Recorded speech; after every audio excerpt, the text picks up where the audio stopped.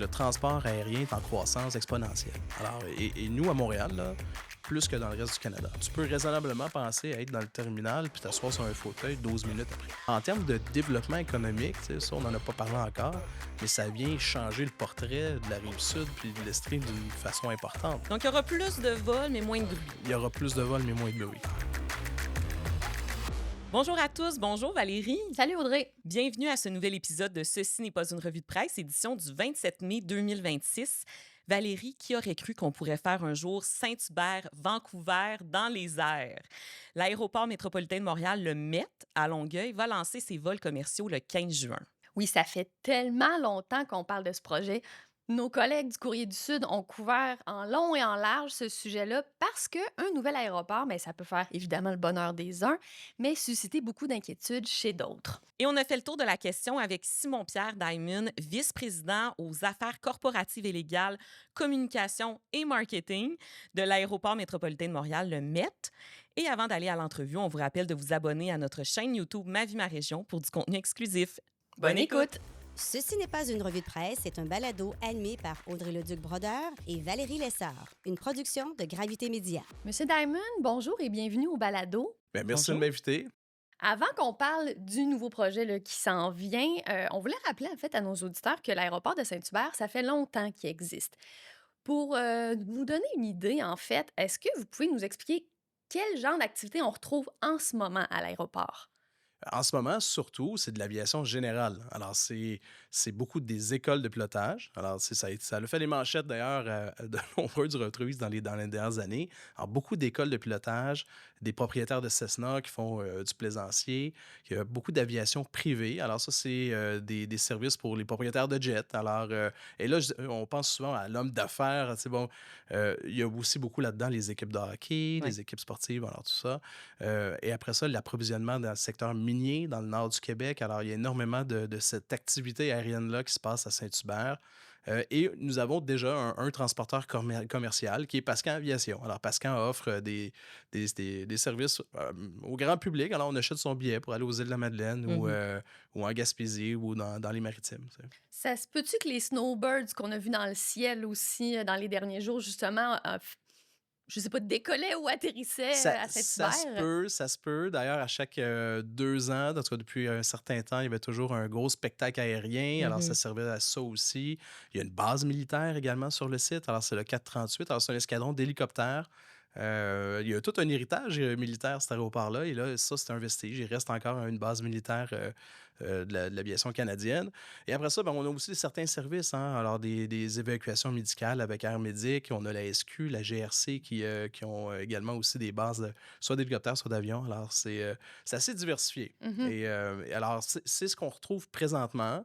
Qu'est-ce qui va changer là, le 15 juin? Ben, beaucoup de la vocation, on vient ajouter, dans le fond, tout un volet aviation commerciale grand public. Alors, des grandes compagnies aériennes. Alors, vous avez entendu parler de Porter Airlines, évidemment, ce qui va déménager beaucoup de ses vols chez nous. Mais il y en aura d'autres à travers les années. Alors, c'est une nouvelle phase dans l'évolution de l'aéroport. Un peu moins aviation générale, mais là, maintenant, plus offert pour le grand public. Et puis, monsieur, madame, tout le monde, ça, c'est intéressant parce que là, ça fait en sorte qu'il y a un aéroport à proximité, ils vont pouvoir s'en servir, ils vont pouvoir voyager avec. Alors, souvent, là, les aéroports, ça crée des nuisances sonores, mais tu ne peux pas t'en servir avant. Alors, c'est un peu fâchant pour le grand public, pour les citoyens. Là, maintenant, on va pouvoir valoriser tout ça. Ça ne veut pas dire qu'on va arrêter de faire le reste. On va poursuivre à le faire. Alors, l'aviation générale est là pour rester. Il va falloir trouver des moyens de cohabiter avec l'aviation commerciale, il va de soi. Il va falloir optimiser le temps de nos pistes. Mais ceci étant dit, là, aujourd'hui, les gens peuvent acheter un billet d'avion pour finalement aller à Vancouver, à Halifax et à Toronto. Et puis, ça va se faire de Saint-Hubert. Hein. Ça va bien se faire, cette cohabitation-là, entre les différents types d'aviation, selon vous? Il y a plusieurs façons de le faire. C'est pas unique. Alors, il y a plusieurs aéroports à travers le monde qui cohabitent avec les deux. Alors, surtout, la plupart du temps, c'est un partage de plages horaires. Alors, on va dire dans tel créneau, c'est plus l'aviation commerciale. Après ça, on va laisser plus d'espace le reste du temps pour l'aviation générale. Dans le fond, l'objectif, c'est d'être capable de prévoir, de planifier. Alors là, pour l'instant, l'aéroport, c'est beaucoup le mode premier arrivé, premier servi. Alors, tu sais, c'est un peu l'anarchie d'une certaine façon. Alors, ça fait son temps, ça pouvait fonctionner. Là, aujourd'hui, ce qu'on souhaite, c'est professionnaliser l'aéroport avec un système qui est plus efficient. Alors, c'est ce qu'on va mettre en place au courant de l'été. On parle de combien de vols par jour? 25, on commence avec 25 vols par jour. OK. Donc, c'est somme toute très peu. Quand on pense à ça, l'aéroport de Saint-Hubert, en ce moment, on est à peu près à 140 000 mouvements annuels. Alors, OK. alors, c'est beaucoup. Les écoles de pilotage, par exemple, dans une belle journée là, où les conditions sont optimales, ben, on peut avoir jusqu'à 60, 65 mouvements d'école de pilotage. Alors, nous, on vient ajouter sur une journée 25 vols. Alors, c'est pas rien, mais c'est pas non plus, une avalanche de vols. Là, tu sais. Alors, c'est quelque chose qui va se faire progressivement. Puis, on aime mieux partir raisonnable, petit, mieux contrôler les choses, s'assurer que tout va bien. Tu sais. Alors, c'est comme ça que ça va se passer dès le 15 juin. Pourquoi, selon vous, est-ce qu'un deuxième aéroport avec des vols commerciaux dans la grande région de Montréal, c'était devenu nécessaire? Est-ce qu'il y a vraiment un marché pour ça? Ah ouais. À travers le monde, là, d'ailleurs, c'est un gros problème pour toutes les grandes métropoles, c'est que le transport aérien est en croissance exponentielle. Alors, et nous, à Montréal, là, plus que dans le reste du Canada. Alors, si on regarde les moyennes de croissance, on est à 2,3 voyages par capita. C'est beaucoup plus que la moyenne canadienne.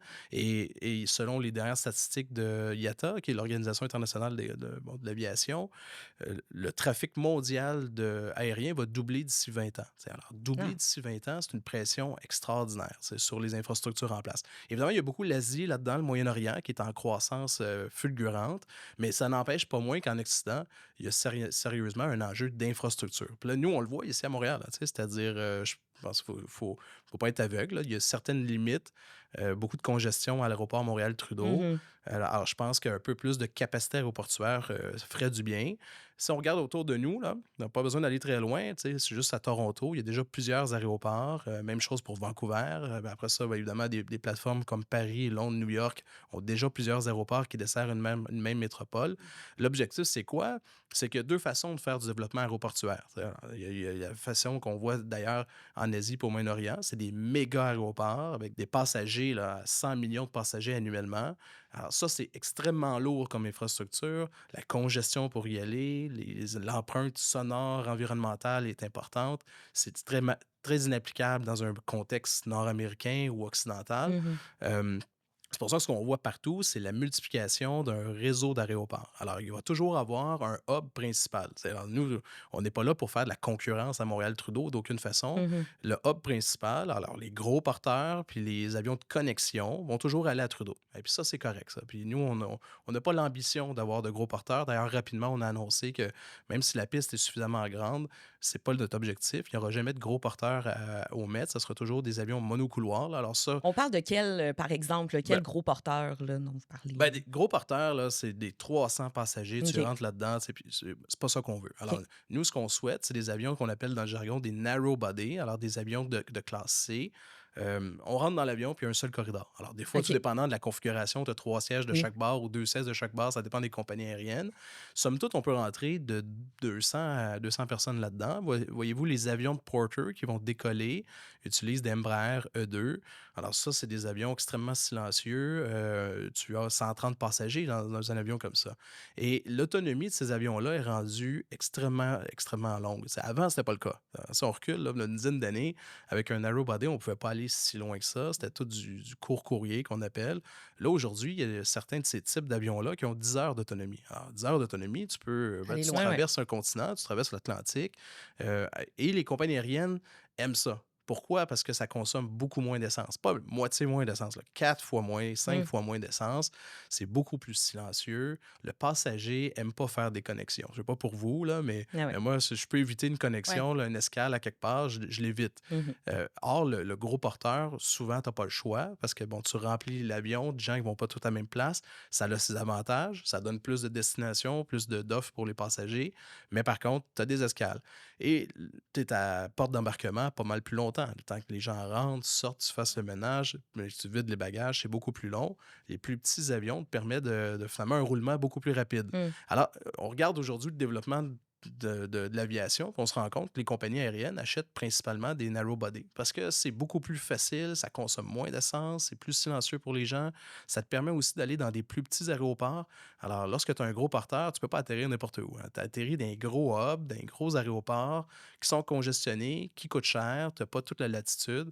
Alors que des narrow body te permettent d'atterrir dans des plus petits aéroports à travers le Mhm. monde. Alors, tout soudainement, tu as des villes qui apparaissent là, comme une destination. C'était pas tout à fait possible. Maintenant, ça l'est. Alors, c'est l'avenir de l'aviation. Puis le MET s'inscrit là-dedans. Nous, ce qu'on s'est dit, c'est pour toutes sortes de raisons environnementales, de climat sonore, mais aussi juste d'expérience passager. C'est ça qu'on veut faire. Alors on se destine à être un aéroport de narrow body. Ça va nous permettre d'avoir des belles destinations à travers le Canada. On peut aller à Vancouver. D'ailleurs, le vol inaugural, ça va être ça. C'est un vol vers Mm. Vancouver. Et alors, c'est 5-6 heures de vol, tu sais. Et puis ça, ben, ça fait une grosse différence pour les gens, tu sais. Auriez-vous eu la capacité d'avoir des gros transporteurs? Oui, c'est ça. La piste est assez longue. On fait souvent le parallèle avec Bill Bishop, tu sais, qui est l'aéroport à Toronto. Tu sais, Mhm. alors, eux, la piste est tout petite. Alors, ils n'ont que des petits avions turbopropres là, à hélice. Or, nous, on peut avoir des jets. Alors, on aurait pu avoir des gros porteurs, pas nécessairement pour aller en Asie, parce que là, ça aurait pris trop d'essence Mm. dans le réservoir. C'est trop lourd. Mais pour des destinations un peu plus près, on aurait pu. Mais c'est pas ça qu'on fait. Les portes d'embarquement, le terminal, la configuration de nos pistes, tout ça a été fait pour des narrow body. Alors, ceux qui disent oui, oui, on sait bien, à un moment donné, vous allez arriver avec des gros avions, Ouais. c'est pas le cas. C'est-à-dire, on l'a construit OK. l'aéroport vraiment pour ça. Alors, si demain matin, on voulait faire des vols commerciaux de gros porteurs, là, il faudrait démolir bien des affaires pour construire bien des affaires. Coûterait excessivement Mm. cher, ça serait excessivement long. Alors, OK. c'est pas ça l'objectif. Puis aussi, en ce moment, il n'y a pas de douane, en fait, à l'aéroport C'est au Met. effectivement. Mhm. Donc, ça vous limite, en fait, aux destinations canadiennes. Ouais. Pourquoi avoir fait ce choix-là? Ben, en fait, plusieurs raisons, là. La principale, c'est qu'on vit à Montréal avec un monopole d'aéroport Montréal-Trudeau sur les vols internationaux. Alors, même si on avait eu l'ambition de faire des vols internationaux, ça, alors, vous pensez à ça, Ah, vous n'auriez pas pu? non, on ne peut pas encore OK. aujourd'hui. Qui Alors, prend cette décision-là? c'est le ministre des Transports OK. fédéral. Alors, c'est le OK. ministre des Transports fédéral. À l'époque, là, c'était pas fou, hein? Alors, là, aujourd'hui, on peut questionner le monopole, mais si on recule il y a une trentaine d'années, là, tu sais, là, dans les années 90, lorsque le monopole a été octroyé à ADM, euh, Montréal avait à peu près 6 millions de passagers annuellement. Tu sais, alors, et il y avait beaucoup d'investissements à faire. Il fallait consolider le système aéroportuaire. Ça faisait son sens à l'époque de ne pas avoir plein de petits aéroports qui se font de la concurrence. Alors, de mettre à l'époque, là, tous nos œufs dans le même panier, c'était pas fou. Tu sais. Là, aujourd'hui, ben, on peut questionner ça. Ceci étant dit, nous, c'est pas notre projet. Tu sais, c'est-à-dire, on veut partir, comme je l'ai dit, en étapes, faire bien les choses. Et ça commençait avec des vols chez nous, au Canada. L'autre volet, c'est qu'on a énormément misé sur l'acceptabilité sociale, la discussion avec les élus. Depuis 3 ans, on fait des tables de concertation ou des groupes de travail. Alors, si demain, on pouvait, là, par coup de baguette magique, faire des vols vers New York ou ailleurs, ben, la réalité, c'est qu'il faudrait refaire un grand processus de consultation. On voudrait s'assurer que les élus embarquent dans le Oui, c'est projet. ce qui est pas gagné d'avance, là. Ce qui est pas gagné d'avance, là, je vois pas. Tu sais, je ne pense pas qu'il y aurait une fermeture, mais ceci étant dit, je pense qu'on va être prudent, puis nous, on va être prudent. Alors c'est pas dans nos plans. Et l'autre chose, c'est que vous l'avez mentionné, il n'y a pas de douane. Alors, ça nécessiterait pour nous un autre projet d'infrastructure. Alors, il faudrait construire un autre bâtiment, Mhm. mettre les normes comme pour un aéroport international, ce qui n'est pas le cas, c'est un aéroport domestique. Alors, c'est pas une mince affaire. Là. Alors, tu sais, dans ce dossier-là, je pense que la clé, c'est que ça faut être patient parce que, le cadre légal ne le permet pas. Le deuxième volet, c'est que c'est énormément d'investissement en infrastructure, en temps, en mise à niveau, tout ça. C'est beaucoup d'argent. Alors, c'est un autre projet de financement. Et surtout, ben, c'est la discussion avec les élus, la population, elle n'a pas eu lieu. Elle est primordiale. Tu sais. Mhm. Alors, c'est ça. Le Québec a déjà eu 2 aéroports. Il y a eu Montréal, il y avait Mirabel qui, Ouais. on le rappelle, a fermé moins de 30 ans là, après son Mhm. ouverture. Comment vous allez vous assurer que le Met ne devienne pas un deuxième Ouais, ouais, ouais. Mirabel? c'est, c'est diamétralement opposé. OK. De quelle C'est-à-dire, façon? d'une part, en termes de grosseur. OK. C'est-à-dire, on construit un aérogare là, de 4 millions de passagers. C'est somme toute relativement petit. Si on compare avec ce qui se passe à Montréal-Trudeau, on est à 23 millions de passagers. Alors, Mm. il n'y a pas nécessairement de comparaison. Et Mirabel était un projet gigantesque. Alors, comme Ambitieux, c'était, là. je pense que ambitieux, c'est un euphémisme. Alors, c'était toute une affaire. Et très dispendieux. En dollars d'aujourd'hui, là, on est à peu près à 3, 4, 5 milliards d'investissements. Alors que nous, c'est un projet de 500 millions tout au plus, 450 millions. Alors, c'est beaucoup plus petit. L'autre chose, c'est qu'on a un transporteur, qui est un transporteur qui s'est commis, qui a investi, qui nous assure une desserte minimale. Alors, on n'est pas en train de construire un aéroport en se disant, un gros aérogare, en se disant, en priant que les transporteurs viennent puis Mhm. s'établissent, puis c'est pas ça. Alors, nous, on part jour 1, le 15 juin, avec une desserte qui est déjà intéressante pour la population, qui va faire en sorte, et c'est une desserte minimale, alors d'autres vont se greffer à travers le temps, mais les conditions sont vraiment, vraiment très différentes. Est-ce que vous priez pour avoir des passagers, par contre? La vente de billets va bien. Oui? Ah La oui? vente de billets va bien. Oui, oui, je vous assure. En fait, les billets sont moins chers. D'une part, parce que les Mhm. frais aéroportuaires sont moins chers. C'est un aéroport qui est plus petit, plus efficient. Alors si vous vous amusez à aller voir là, puis comparer les prix de ce qui est en vente, les billets sont moins chers. L'autre chose, c'est que là, ce qu'on constate, c'est qu'on a déjà plus de gens qui arrivent que de gens qui partent. Alors, à l'aéroport. Alors, les gens du reste du Canada, Vancouver ou OK. ailleurs, magasinent leur voyage à Mm. Montréal ou en Estrie. Puis finalement, le billet est à la fois moins cher. Puis là, ils se rendent compte que finalement, ils connaissent pas ça. Là. Ils sont pas de chez nous. Mais ils se rendent compte, sais-tu, je suis à 15 km du centre-ville. C'est quasiment plus rapide. Mhm. Alors, les gens, finalement, ils prennent le vol. T'sais. Nous, ici, pour sortir, là, l'habitude va se faire. Il y a des campagnes de promotion pour dire qu'on existe. Puis les gens vont prendre tranquillement le réflexe. Alors ça s'en vient. Mais non, on n'est pas inquiet parce que l'expérience client est incomparable. T'sais. On va dire aux gens d'arriver à peu près 30 minutes avant l'embarquement. T'sais. Ah oui. Alors, Alors, plutôt que le traditionnel 3 1 heures. heure ou 3 même. heures, c'est Ouais. ça, c'est ça. Alors, c'est en termes d'efficience, de qualité de l'expérience, en termes d'accès aussi, c'est plus facile.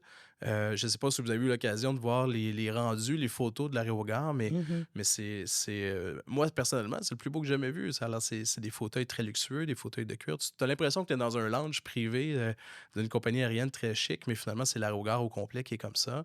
Il va être beaucoup plus silencieux aussi. Il y a des politiques d'atténuation du bruit dans le terminal. On ne veut pas non plus qu'il y ait des appels sans arrêt, du bruit sans arrêt.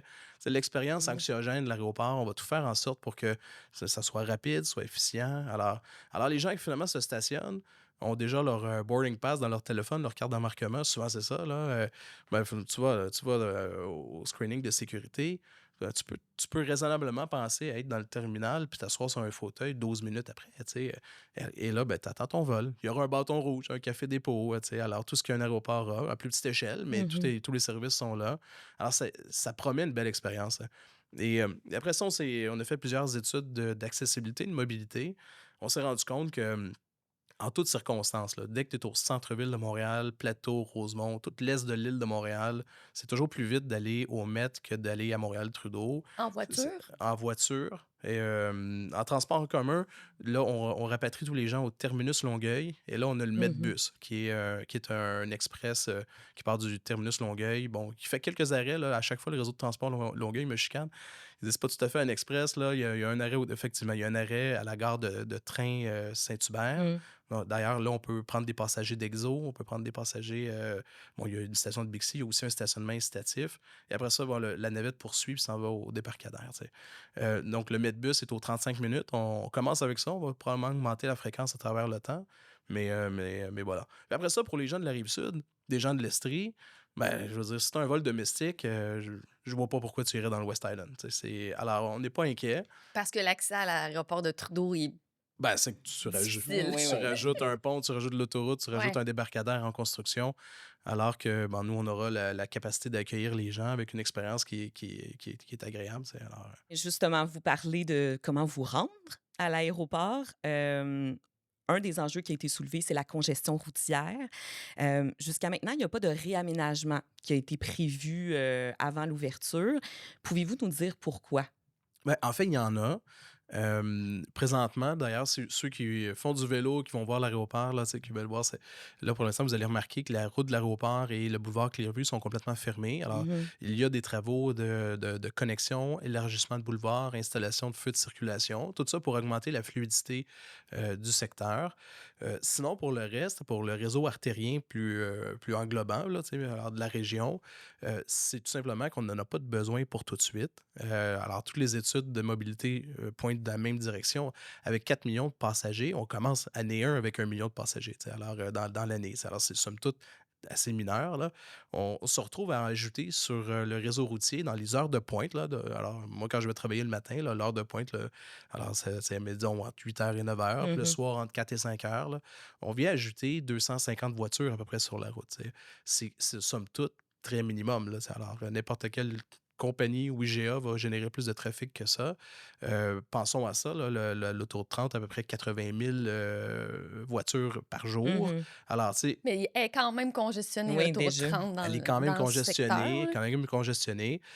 Nous, on fait le forecast, hein, c'est-à-dire on a modélisé avec une firme qui s'appelle Civilia. Alors, c'est une firme qui travaille beaucoup avec les municipalités de la Rive-Sud. Alors, c'est des ingénieurs en mobilité, mais des cracks d'informatique en même temps. Alors, c'est super intéressant ce qu'ils font. Alors, on a modélisé avec une plateforme numérique tout le trafic de la Rive-Sud. Alors, toute la circulation en temps réel. Alors, c'est une belle plateforme qui nous permet de voir c'est quoi l'état de situation. Tout ça, c'est généré avec des données de cellulaire. Alors, on a 20 d'échantillons. Alors, c'est super bon comme échantillon. Ça nous permet d'avoir un bon portrait de la situation et ça nous permet surtout de faire du forecasting, de faire de la prédiction. Alors, nous, on l'a demandé, ben, ça y est, voici les horaires de vol. Voici le nombre d'avions, le nombre de passagers, avec la prémisse que tous les billets sont vendus. Là, Mhm. Mhm. ça serait quoi l'impact? Et là, on se rend compte que finalement, ça s'insère facilement. Et l'autoroute 30, on a un très court passage à faire là. Par exemple, les gens qui viennent de Montréal, qui prennent la 116, en théorie, ben, ils sont sur l'autoroute 30 pour à peu près 1 kilomètre. Là, tu sais. Mhm. Alors, et on est déjà en discussion pour savoir qu'est-ce qu'on fait dans 10 ans, dans 15 ans. Mettons que l'aéroport grossit, puis que la 30 continue à être un enjeu. Alors là, on est déjà en train de planifier ça. Alors, déjà en discussion avec le ministère des Transports là-dessus. D'ailleurs, les plans, ce serait d'ajouter une voie réservée. Alors, pour pas que les gens embarquent dans l'autoroute 30, là, le trafic de la 30, mais ils puissent connecter la 116 puis le boulevard Clairvue avec une voie rapide. Alors ça serait formidable. Et nous, on fait le pitch au ministère du Transport. Ça, c'est un drôle de moment. T'sais. Alors, tout est un combat, hein, tu sais, ça dira. Alors Oui, puis là, ça peut être long avec le ministère des Là, vous Transports. parlez de 10 ans, de Oui, 15 ans. alors, c'est ça. Alors, nous, on fait la présentation, on arrive avec notre étude, puis le ministère des Transports, alors c'est l'équipe des grands travaux du Conseil du Trésor qui gère ça. Et là, ils nous disent, ben, c'est tellement une bonne idée, votre affaire, c'est exactement ce qu'on avait prévu. Alors là, ils nous montrent leur plan, puis l'élargissement de la 30 prévoyait effectivement cette Mhm. voie d'accès rapide-là, qui ferait que les utilisateurs du MET n'auront pas besoin d'embarquer sur le trafic de la 30. Ça le contourne d'une Mhm. certaine façon.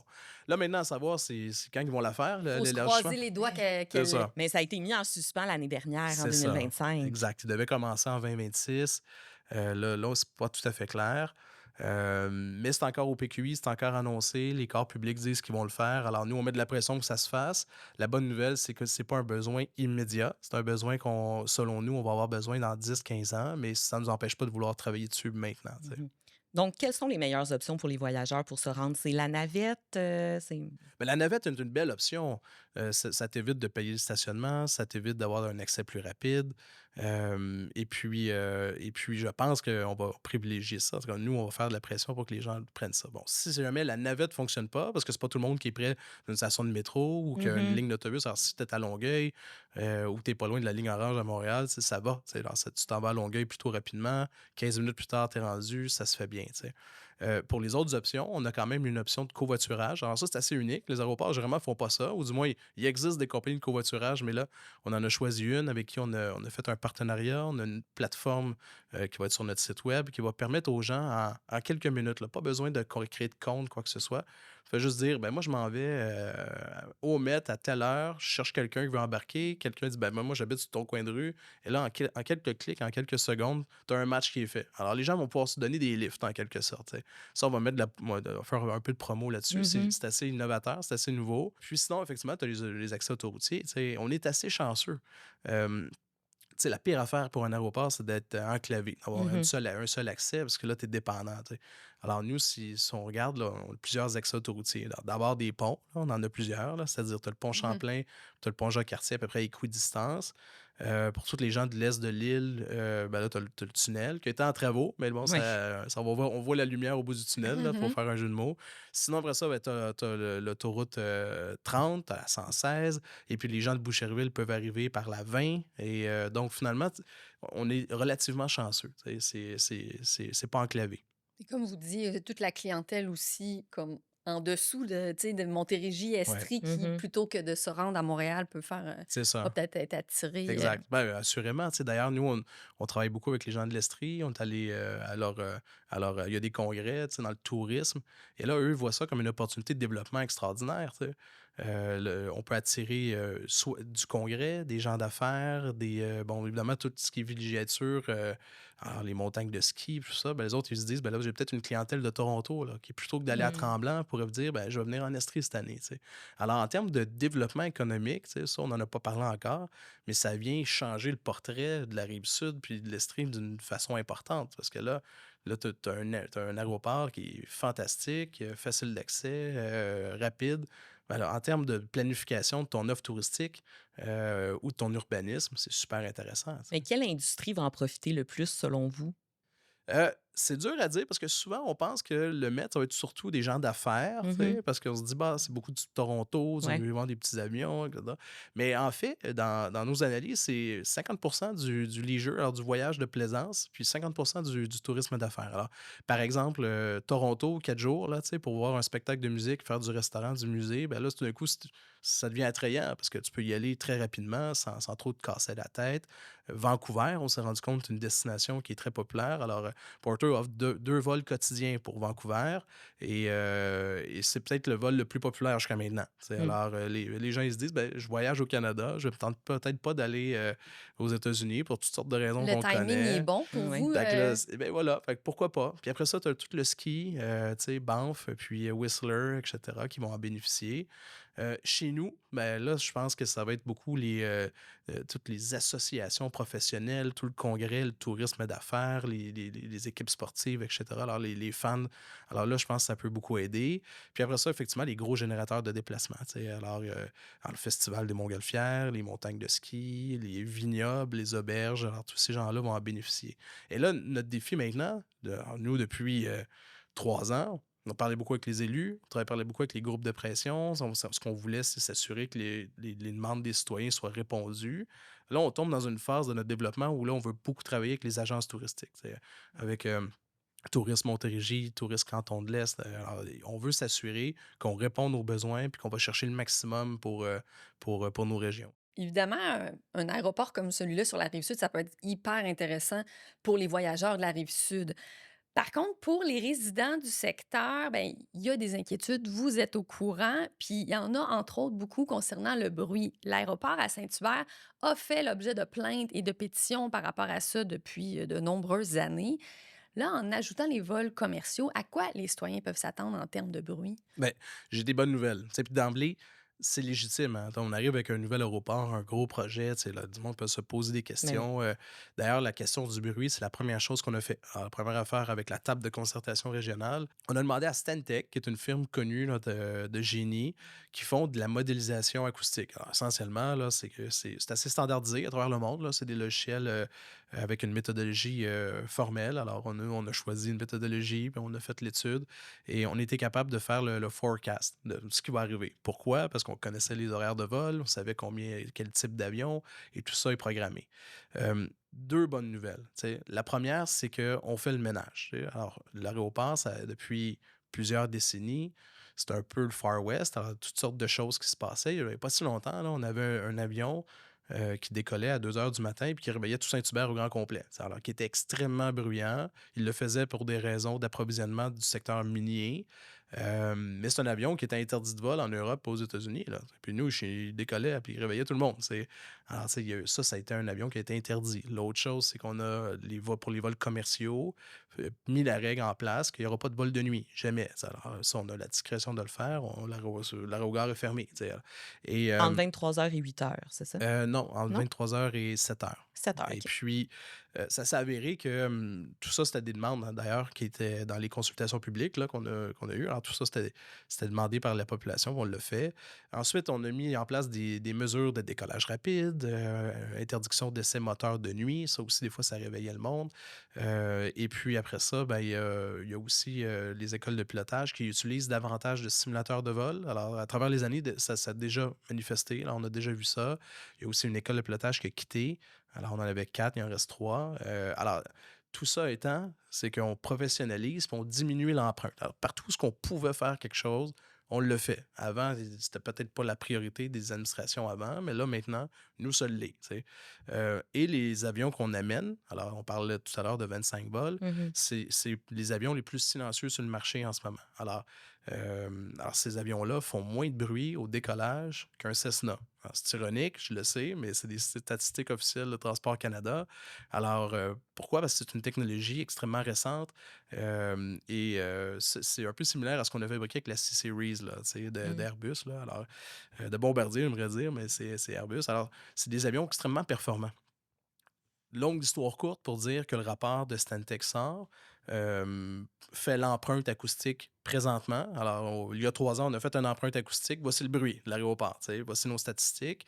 Et là, on a fait un forecast en ajoutant les vols de Porter et de Pascal. Et on se rend compte qu'avec toutes les mesures d'atténuation qu'on a mis en place, le bruit diminue de 20 Alors, là, Donc, il y aura plus de vols, mais moins de bruit. il y aura plus de vols, mais moins de bruit. Ah Alors, bon. c'est ironique à dire, mais tout simplement parce que la gestion des vols de nuit, c'était beaucoup dans la. Alors, c'est énorme, énorme. Les gens dorment, il n'y a pas de bruit ambiant. Là, tu arrives avec un décollage d'un avion Mhm. très bruyant. Ça fait très mal, ça, à tes statistiques. Tu sais. Et Mm. juste ça l'aide beaucoup. Nous, on va évidemment continuer à monitorer ça. Alors, fait que là, on avait un exercice de forecast. Mais là, cette année, avec les vrais vols dans le monde réel, on va refaire un autre exercice. Et puis, on est assez confiant que ça va bien se passer. C'est ça, il va y avoir des données qui vont être prises là, une fois que les Oui. vols vont Oui, commencer puis le pour. rapport a été rendu public. Là, tu sais. Ouais. Alors, nous, on a fait venir les experts, ils ont discuté avec la table de concertation, les gens ont pu poser des questions.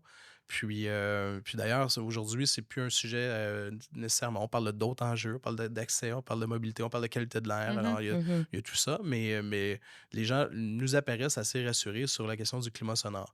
Après ça, tu as toute la question des routes aériennes, alors, quel chemin ils passent. Puis là, ça, c'est un travail qu'on fait actuellement tu sais, avec les municipalités du coin. Alors, tout ça, ça se fait dans un contexte de collaboration, puis c'est bien parfait.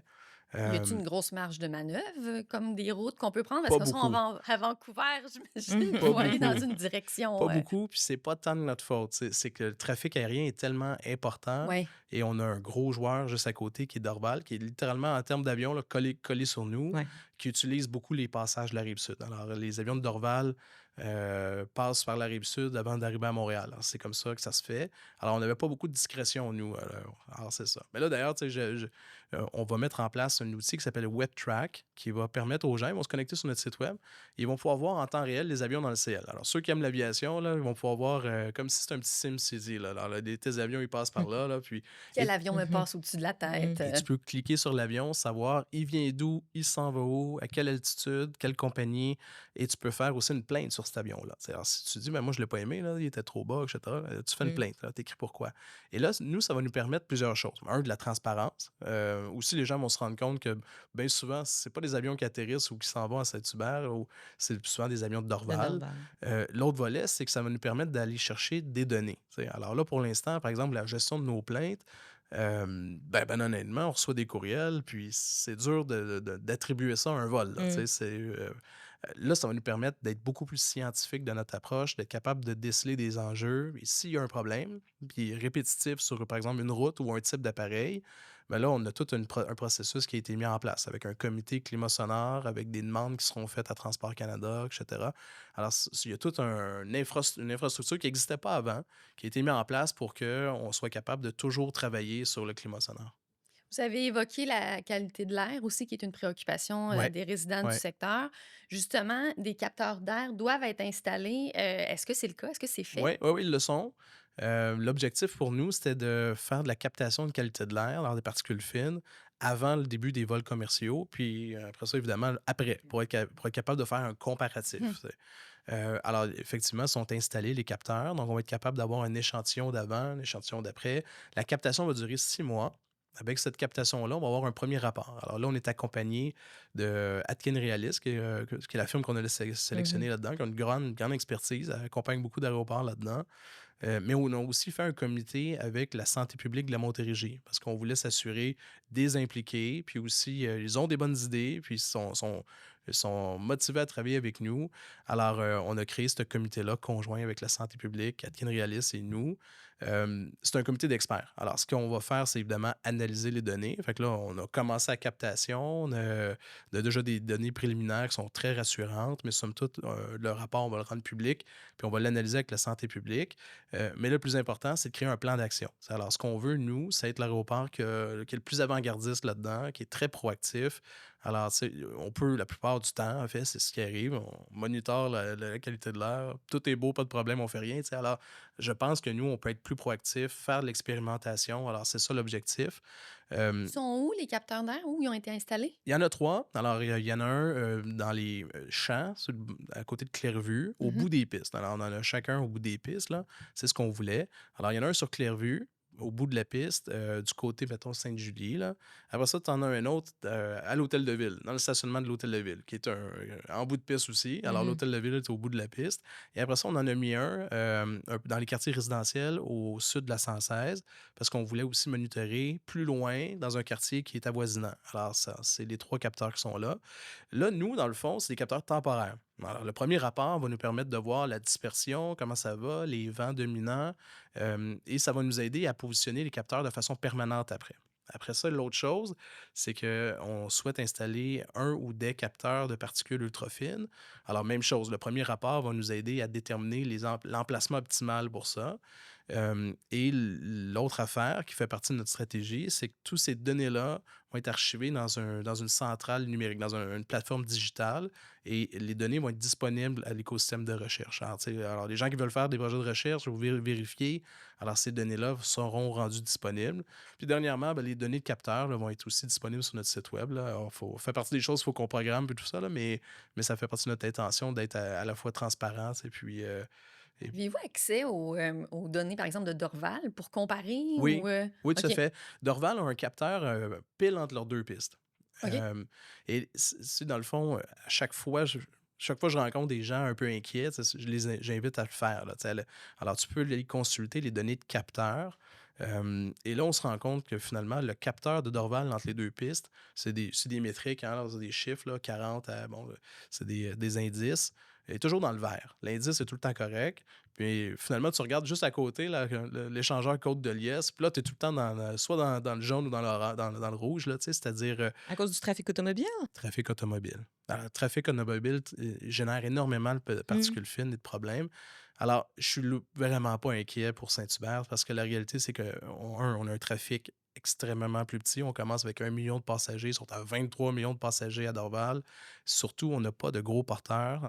Et puis, je pense que la menace, beaucoup pour la qualité de l'air, c'est beaucoup plus.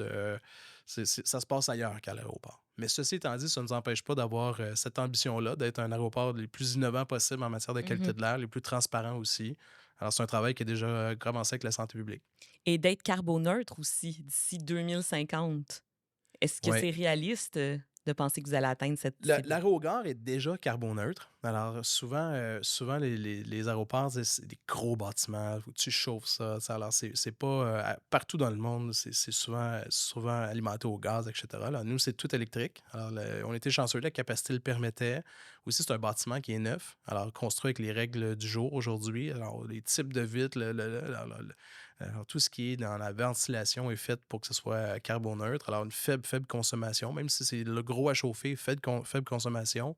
Puis après, tout ce qu'on pouvait le faire, on le fait. Alors, par exemple, on est le premier aéroport au Canada à avoir 100% de l'équipement au sol électrique. Alors, ça, c'est quoi? C'est les chariots à bagages. Tu Mm. sais, les avions, hein, quand ils arrivent, ils ferment le moteur. Comme, c'est des gros moteurs, fait du bruit. Bon.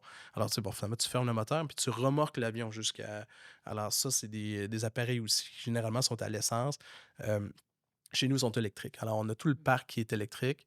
C'est bon pour les travailleurs, c'est bon pour l'environnement, c'est bon pour tout le monde. Alors, tout ce qu'on fait, on peut le faire. Ensuite, tu as toute la gestion du glycol. Alors, tu sais, pour ceux qui qui connaissent ça, Des givrants ou les... exactement. C'est comme l'antigel, là, tu Ouais. sais, dans les avions pour éviter des accidents. On va asperger l'avion l'hiver d'antigel. Alors, il décolle, puis là, ben, tu peux décoller en toute sécurité. Souvent, ça se fait un peu à la main, là, c'est-à-dire de toutes sortes. Alors, nous, on a construit un pad central, alors une aire centrale, où les avions vont là, se font asperger, puis finalement, tout le glycol qui tombe est récupéré C'est à travers. fermé, dans le C'est fond. fermé, il y a Mm. des grillages, alors tout est récupéré, c'est recyclé, puis après ça, on s'en resserre. L'objectif, c'est pourquoi? Parce qu'on veut vraiment être à la fine pointe de ce qui se fait. Tu sais. Mhm. En terminant, qu'est-ce qui serait signe de succès pour vous avec l'aéroport? Par exemple, un nombre de passagers atteint, une cohabitation harmonieuse avec les gens du secteur, tout plein de transporteurs sur le site. Ouais. Il y en a deux, tu sais. La première, ce serait effectivement la cohabitation. Tu sais, c'est-à-dire, on fait. Tu sais, les aéroports, on est des organismes sans but lucratif. Hein. Tu sais, souvent, les gens pensent qu'on est là pour faire plein d'argent, pour profit. Là, c'est pas vrai. On n'a pas d'actionnaires. On n'est pas là tu sais, pour faire du rendement. Tu sais, c'est pas ça. C'est une infrastructure publique qui sert le monde, qui sert les citoyens. Parce qu'on veut que les gens s'en servent, puis utilisent ça pour leur voyage. Puis c'est toute une question de qualité de vie. Là, tu sais. Alors, on est vraiment là pour servir. Alors, si moi, on fait des sondages d'opinion, puis que je me rends compte que les gens sont contents, aiment ça, que le bruit ne dérange pas, puis etc. Là, je me suis dit, on a servi notre mission. Tu sais. C'est ça l'objectif. Après, j'espère que les gens vont être fiers de ça. Tu sais. C'est-à-dire, c'est pas rien pour une région comme la nôtre là, d'avoir un aéroport. Hein, tout simplement, de ce calibre-là, de cette qualité-là. Tu sais. Puis moi, je fais beaucoup de visites là, à des groupes. Puis c'est arrivé quelques fois que des gens disent, écoutez, moi, je voyais ça aller. Je m'imaginais au début, c'est un projet un peu canne de conserve, tu sais, low cost. Puis là, je me rends compte, c'est pas ça. Tu sais, je me rends compte, c'est beaucoup plus grand, beaucoup plus beau que les gens s'imaginent. C'est fait pour de la qualité. Et finalement, ils finissent par dire, je suis fier d'avoir collaboré, de travailler sur ce projet-là. Tu sais, puis je pense que ça va être une belle fierté pour la Rive-Sud, pour la Montérégie. Alors, ça serait peut-être la métrique la plus ambitieuse, là, mais ça serait celle-là. Mais bon. Ça fait tellement longtemps qu'on en Oui. parle de ce projet-là. Là, il ne nous restera plus qu'à Il faut l'expérimenter, l'essayer. finalement, c'est C'est ça. ça. Il faut Ça l'essayer. sera le 15 juin. Le 15 juin. Ben, je vous Merci invite. beaucoup. Merci. Ça m'a fait plaisir. On prend une petite pause et on revient avec nos nouvelles en rafale. Valérie, il y a un nouveau projet de centre sportif intérieur à Salaberry de Valleyfield. De quoi s'agit-il exactement? C'est un groupe de 4 jeunes investisseurs qui projettent de transformer l'ancien immeuble de l'entreprise Plastique Caliplast en centre sportif intérieur. Le projet s'appelle Le Hangar et il a été soumis à la Ville récemment en vertu du règlement sur les projets particuliers. Et c'est un bâtiment assez imposant, là, si je me rappelle bien. Oui, 47 000 pieds carrés au total. Et les promoteurs précisent qu'il n'y a pas de colonne pour obstruer les déplacements, ce qui est un avantage majeur pour les sports comme le tennis ou le pickleball.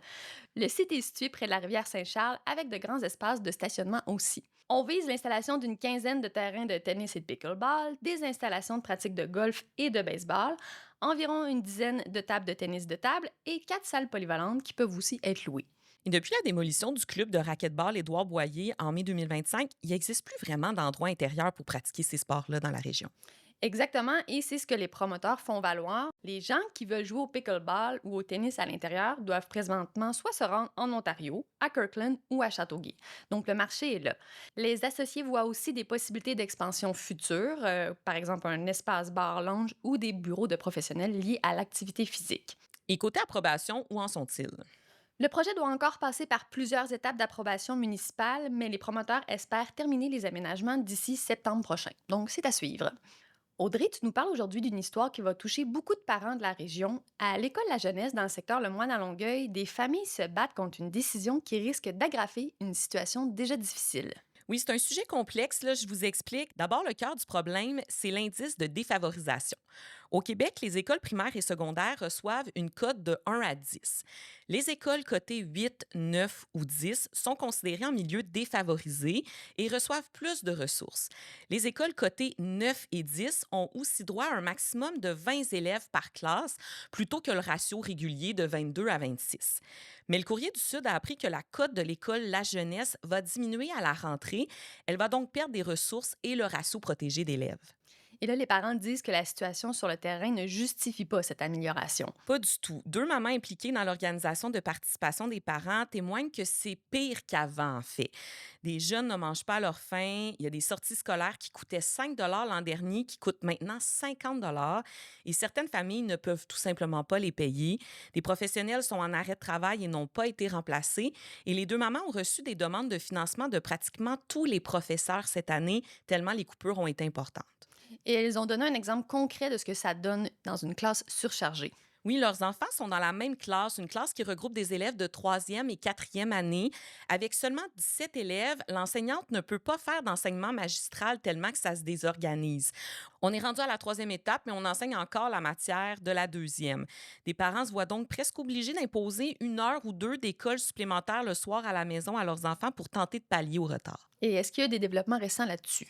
Oui, c'est une bonne nouvelle au moins. Après des mois de démarches, le Centre de services scolaires Marie-Victorin a finalement séparé la classe en 2 groupes distincts et ajouté du personnel. Les parents s'en réjouissent, même s'ils déplorent que ça ait pris autant de temps. Des plaintes ont aussi été déposées au protecteur de l'élève en avril, mais les recommandations ne viendront que l'an prochain. Et là, le combat plus large continue. Oui, parce que l'École La Jeunesse n'est pas un cas isolé. Ce sont 424 écoles à travers le Québec qui perdront des ressources à la prochaine rentrée en raison d'un indice de défavorisation qui diminue. La députée de la Porte, Isabelle Poulet, a marrainé une pétition de près de 5000 signataires qui réclame une révision de la méthode du calcul.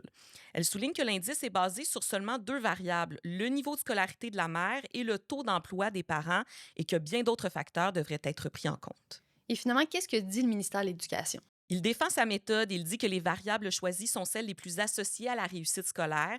Il souligne que le financement des écoles défavorisées a augmenté de 21 en 5 ans. Mais pour les parents de la jeunesse, les chiffres du ministère ne reflètent pas ce qu'ils voient chaque jour dans la cour d'école. Valérie, la nouvelle façon de collecter les branches à Sainte-Julie a fait jaser la semaine dernière. Qu'est-ce qui se passe au juste? En fait, avant, les employés de la ville passaient avec une déchiqueteuse sur les terrains 2 fois par année. Maintenant, c'est la MRC de Marguerite-Diouville qui assume la collecte via un entrepreneur privé et ça vient avec une liste de critères bien précis. Par exemple, les branches doivent avoir une longueur maximale de 4,5 pieds, un diamètre de 4 pouces. Elles doivent être attachées en ballot de 20 kilos maximum, pas de sac ni dans un bac, et on dit de ne pas empiler de grandes quantités de branches. Et ça, ça passe pas super bien chez les citoyens, apparemment. Il y a un résident qui a même mentionné que ça lui avait pris 3 heures pour se conformer, alors qu'avant, ça durait 5 minutes. C'est un peu ça tout le débat, là. Le maire a admis lui-même que les employés municipaux étaient très généreux dans le passé et fermaient les yeux sur les ballots qui n'étaient pas attachés. L'entrepreneur, lui, il n'a pas de déchiqueteuse, donc les branches doivent entrer dans le camion, d'où les critères vraiment précis. Sur les réseaux sociaux, plusieurs citoyens ont exprimé leur frustration. On dit qu'on transfère aux résidents un service autrefois rendu par la ville. Et qu'est-ce que le maire Mario Lemay a répondu? Il a défendu la décision en disant qu'il y a quand même des avantages, puisque le nouvel entrepreneur passe 14 fois par année, contre seulement 2 fois auparavant. Ça répond en partie aussi aux plaintes que la ville avait après les tempêtes de vent, par exemple. Il a aussi précisé que les employés municipaux ne faisaient pas ça à temps plein, c'était fait à temps perdu, et que la ville dépensait quand même entre 35 000 et 45 000 pour ce service. Il y a une bonne nouvelle pour les aînés de Longueuil. Une première pelletée de terre a marqué le début d'un chantier important dans le secteur Saint-Hubert. Oui, un immeuble de 178 logements pour aînés en légère perte d'autonomie va voir le jour au 4055 chemin de Chambly, à l'intersection de la rue Vauclin. Le chantier a officiellement débuté le 18 mai et va se poursuivre jusqu'en novembre 2027 pour une entrée en logement en décembre de la même année. C'est un projet de près de 73 millions de dollars. Et qu'est-ce que ça va offrir concrètement? Un immeuble de 5 étages avec 154 appartements d'une chambre et 24 appartements de 2 chambres, en plus de commodités comme une salle à manger et des salons communs. Mais ce qui est particulièrement intéressant, c'est le volet financier pour les résidents. Donc, 158 ménages pourront bénéficier du programme de supplément au loyer qui limite leur contribution à 25 de leurs revenus. Autrement dit, c'est du logement abordable pour des aînés qui en ont besoin. Et qui finance le projet? C'est un montage à plusieurs niveaux. Québec a investi plus de 39 millions via la Société d'habitation du Québec. La ville de Longueuil a mis plus de 15 millions de dollars et le reste est consolidé par un prêt hypothécaire. C'est un projet des habitations Paul Pratt, un organisme à but non lucratif voué au logement pour aînés à Longueuil. C'est le 3e projet d'ailleurs à voir le jour. On leur doit aussi le 300 rue Lamarre qui a ouvert en 2008 et le manoir sur la rue Pratt inauguré en 2017. Et finalement, à Châteauguay, triste nouvelle pour une boutique établie depuis longtemps dans la municipalité. Oui, on a appris vendredi dernier que la succursale des librairies Boyer à Châteauguay fermera ses portes officiellement à la mi-juin. Tu as raison de dire que la librairie était établie depuis longtemps. Elle louait un local dans le centre régional de Châteauguay depuis les années 1980 et avant ça, elle avait pignon sur la rue principale depuis 1966. Pourquoi la librairie ferme-t-elle ses portes? Les propriétaires ont indiqué avoir connu une baisse de l'achalandage et c'est pas étranger non plus au fait qu'ils sont situés dans le centre commercial où il y a de moins en moins de commerces locaux encore ouverts. En 2024, avec l'arrivée de la bannière Winners, juste à côté là, de la librairie, plusieurs commerçants du centre régional avaient espoir que ça ramène de l'achalandage dans le centre commercial, mais ça n'a pas eu l'effet escompté. Faut dire qu'il n'y a pas d'accès aux Winners à partir du centre commercial. Et pour y être allé la fin de semaine dernière, c'était assez frappant de voir à quel point il y avait beaucoup de clients aux Winners et pratiquement personne au centre commercial. Les propriétaires mentionnent aussi qu'ils auraient été prêts à investir dans la succursale de Châteauguay, mais comme les propriétaires du centre commercial, eux, n'emboîtaient pas le pas, ils ont préféré fermer leurs portes. Et c'est pas la première fermeture de succursale dans la région des librairies Boyer. En effet, l'année passée, les librairies Boyer ont fermé celle située sur la rue Élys à Beauharnois et en 2022, l'entreprise avait fermé celle de Vaudreuil-Dorion. À ce jour, il reste toujours les succursales de Saint-Constant et Salaberry de Valleyfield où se situe le siège social. À surveiller cette semaine, la ville de Châteauguay dévoilera la programmation du festival Rivéo ce jeudi 28 mai. Il sera aussi question de l'artiste invité à la fête nationale. On connaît déjà son identité, Audrey. En 2 juin, tu pourrais faire quelque chose. Ben justement, c'est ce samedi 30 mai qu'aura lieu la course 12 h 80 km au parc de la commune à Varennes au profit de la Fondation Véro et Louis, gravité partenaire de l'événement. Et notre collègue Daniel Bastin sera de la partie. On l'encourage très fort. Oui, et après ou avant être allé faire un tour à Varennes, rendez-vous au centre-ville de Montréal pour encourager les joueuses de la victoire pendant le défilé officiel avec la Coupe Walter. C'est l'occasion parfaite pour aller encourager les joueuses de la Rive-Sud. Et évidemment, ce n'est qu'un bref aperçu de tout ce qui se passe sur la rive sud de Montréal. Pour rester informé, on vous invite à consulter les sites web de nos médias ainsi qu'à vous abonner à la chaîne YouTube Ma Vie, Ma Région. Merci d'avoir été à l'écoute. À bientôt.